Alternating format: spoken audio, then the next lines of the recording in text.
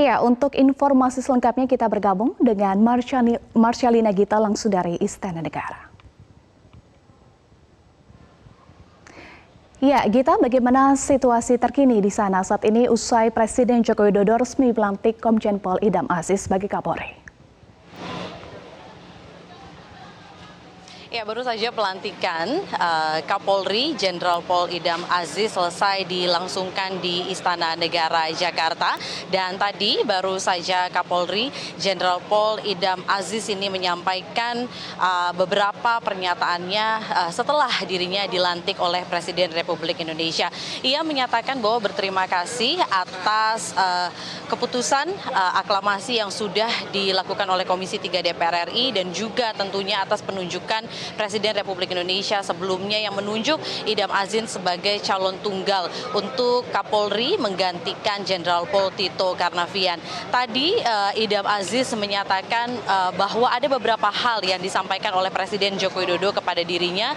Salah satunya adalah Presiden meminta agar Kapolri Jenderal Pol Idam Aziz ini benar-benar dapat bekerja di masa waktu jabatannya yang hanya 15 bulan ini, karena kita ketahui bahwa nantinya Idam Aziz pada Februari 2021 akan masuk kepada masa pensiun, sehingga masa jabatan dari Idam Aziz ini hanya sekitar 15 bulan saja. Presiden menginginkan agar beberapa kasus-kasus penegakan hukum ini dapat diselesaikan oleh kepemimpinan dari Idam Aziz. Kemudian juga Idam Aziz menyatakan bahwa dirinya akan menjalankan visi misi sesuai dengan visi misi dari Presiden Republik Indonesia Joko Widodo dan juga Wakil Presiden Republik Indonesia Kiai Haji Ma'ruf Amin.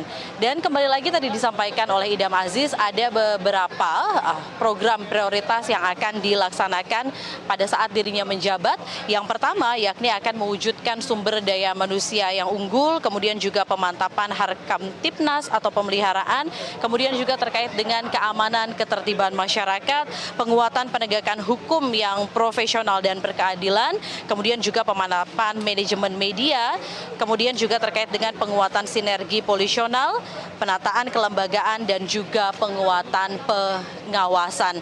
Dan Kapolri Jenderal Pol Idam Aziz menyatakan bahwa dalam persoalan penegakan hukum dirinya juga akan fokus terhadap hal itu, dan pada saat kita juga menanyakan bagaimana kemudian kasus-kasus yang sampai saat ini belum diselesaikan, ia menyatakan dalam masa kepemimpinannya ia akan fokus untuk menyelesaikan hal tersebut. Kita ketahui bahwa tentunya masih banyak sekali PR-PR yang harus dilakukan oleh Kapolri sekarang karena banyak sekali kasus-kasus penegakan hukum yang belum selesai, seperti contohnya kasus penyiraman air keras kepada penyidik senior KPK Novel Baswedan. Dirinya menyatakan bahwa nantinya dirinya akan kembali lagi membentuk tim dan akan mengusut kasus tersebut.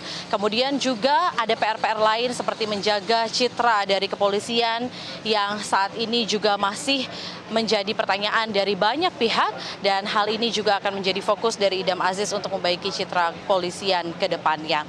Tentunya juga bahwa tadi disampaikan oleh Idam Aziz, persoalan radikalisme ini juga menjadi hal yang nantinya akan menjadi fokus dalam masa kepemimpinannya selama 15 bulan ke depan.